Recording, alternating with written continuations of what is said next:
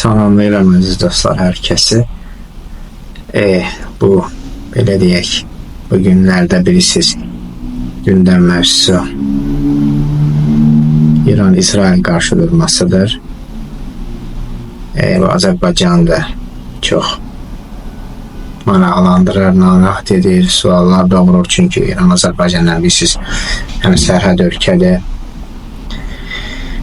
Mən bu haqda bir çıxış etmişəm. Mövqeyimi bildirmişəm. Sadəcə olaraq bir məsələ haqqında da istəyərdim, bu məsələ aid bir mövzu haqqında da fikrimi bildirim. Bu İran-İsrail müharibəsi, ümumiyyətlə Ukrayna, Rusiya, İran-İsrail, bundan artıq bir nəticə çıxarılmalıdır və nəticə indi dünyada olan ölkələr və s. o öz yerində indi nəticə çıxarırlar. Yəqin hələ özü üçün nəticə çıxarır, amma bizim üçün əsas bu məsələdə Türkiyənin nəticə çıxarmasıdır. Türkiyə necə bir nəticə çıxarır? Türkiyədəki iqtidar sağlam bir iqtidardır. O baxımdan mənim şübhəm yoxdur ki, nəticə çıxarırlar və mən sadəcə bu məsələdə öz vizyonumu bildirmək istəyirəm.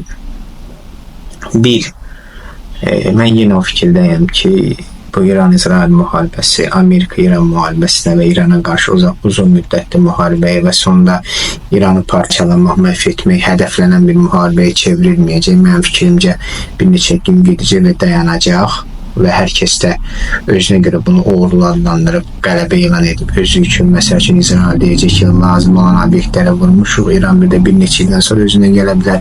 İran da deyəcək ki, bütün dünya qarşı olduq və ayaqda durduq, bu da özü üçün bunu uğur sayacaq. Hani kimin üçün necə uğur olacaq və s. kim necə bunu sayacaq, bu artıq yaxın gələcəyin məsələsi də o qədər də önəmli deyil. Amma önəmli Türkiyə üçün və Azərbaycan üçün o olmalıdır ki, bu bir daha onu göstərdi ki, müasir dünyada büyük dövlət olmaq üçün və tam özünün təhlükəsizliyi qorumaq üçün sənin atom bomban olmalıdır. Təcili olaraq, qeyd-şərtsiz olaraq Türkiyənin nüvə silahına sahiblənməsi lazımdır. Əgər indiyə qədər sahiblənməyibsə və bunu elan etməsi lazım. Baxın, Ukrayna-Rusiya müharibəsi də indi İsrail ilə İran arasında baş verən savaş da onu göstərdi ki, baxın, bir tərəfin atom bombası var, o bir tərəfin atom bombası yoxdur və atom bombası olan tərəf atom bombası olmayan tərəfə saldırır.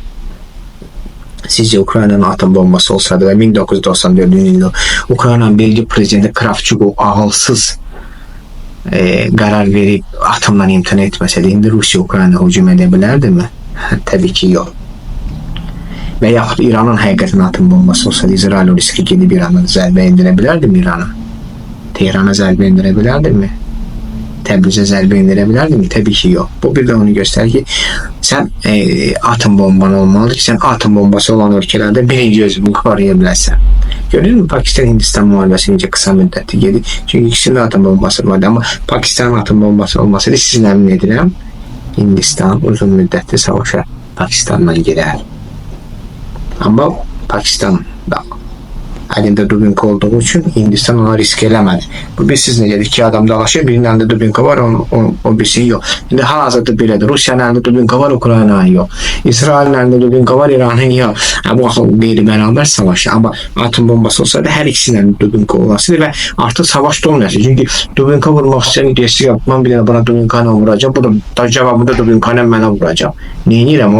Onsuz sakit duraq. Necə, hansı vəziyyətdə isə o cür duraq və bu bir də onu göstərir ki, Türkiyə çox təcili olaraq nüvə silahına malik olur. Ümumiyyətlə, nə qədər çox müsəlman ölkəsi nüvə silahına malik olsa, o qədər müsəlman coğrafiyası üçün. Və müsəlman coğrafiyası o saldırılardan özünü qoruya bilər. Qəzzada İsrailin beri etdiyi genosid həm də onu göstərir ki, müsəlman ölkələrində atom bombası yoxdur ətrafda. Bir Pakistan da uzaqdır. Ona görə rahat şəkildə hərəkət edir və əgər müsəlman ölkələrində atom bombası olsaydı, İsrail indiki vəziyyətə gəlib artıq o qədər özünü belə deyək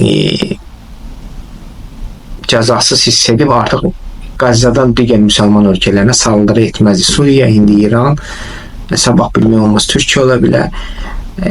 qorxardı, çəkinərdi. Heç Qəzzaya belə ilan etməzdi. Amma mən müsəlman ölkələrə daha rahat çəkirdi. İsrailə cavab verər.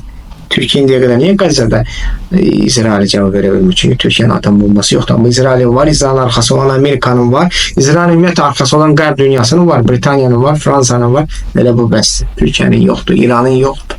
Siz müsəlman dünyası ölkələrinin yox.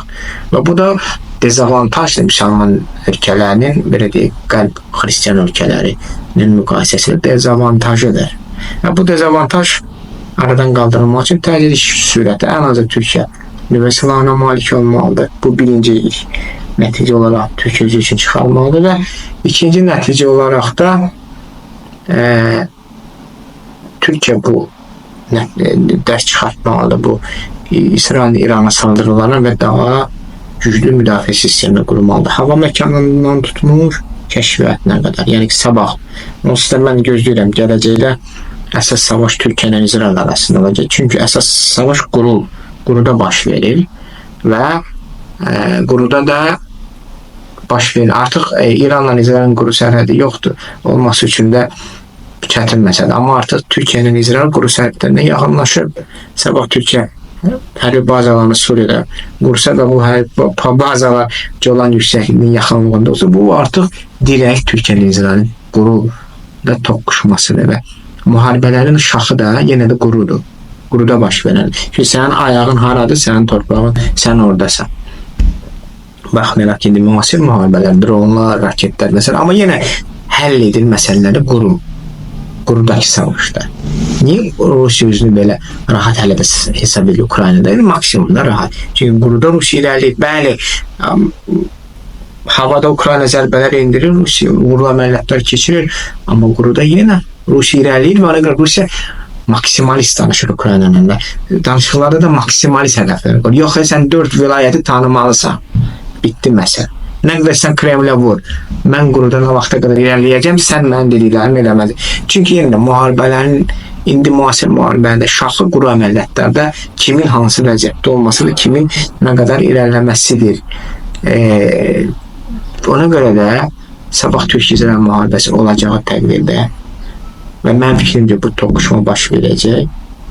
Onda artıq Türkiyə bütün öz havadan tutmuş kəşfiyyata qədər təhlükəsizlik sistemini maksimum gücləndirməli. Çünki bu müharibə göstərdi ki, İran necə hava məkanında və kəşfiyyat məsələsində zəif duruma düşür. Yəni adamın generallarını evində öldürürlər və onu İsraildən vuran raketlərlə öldürmürlər. Məhəllələrindən o dronlarla yenə düz evinin qabağından o dronu tuşlayıb mənzilinə vurub öldürürlər. Deməli kəşfiyyat hardadır? Kəşfiyyat yatıb, tək kəşfiyyat fil qulağında. Kəşfiyyatlara bax ki, Masadın ajanları Tehranda sənin generallarını bir-bir dənləyir.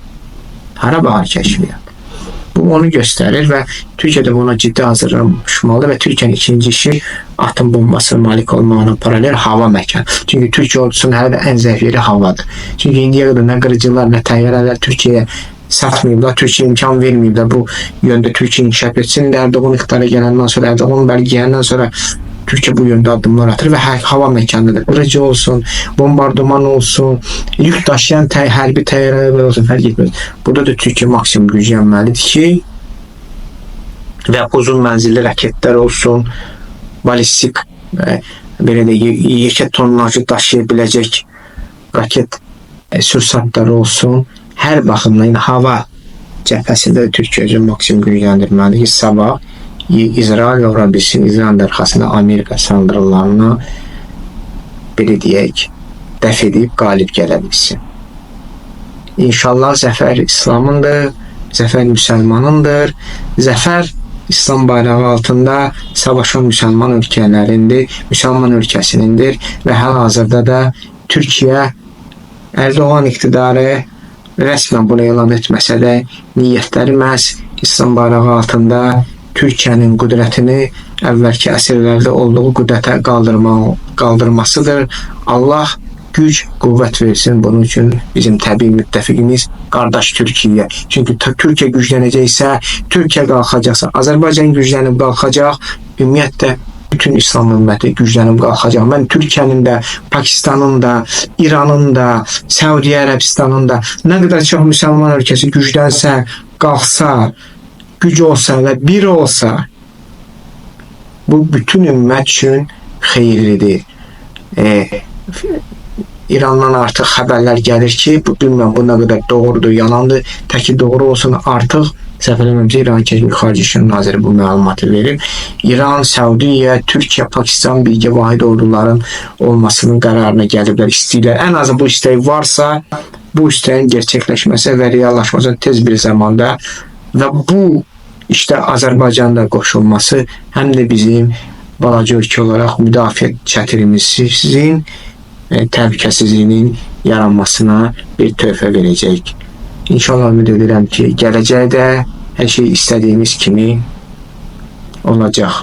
Və bunun üçün də biz addımlar atmalıyıq və Quranda ayədə deyildiyi kimi kafirləri özündə dost seçməməliyik, köməkçi seçməməliyik.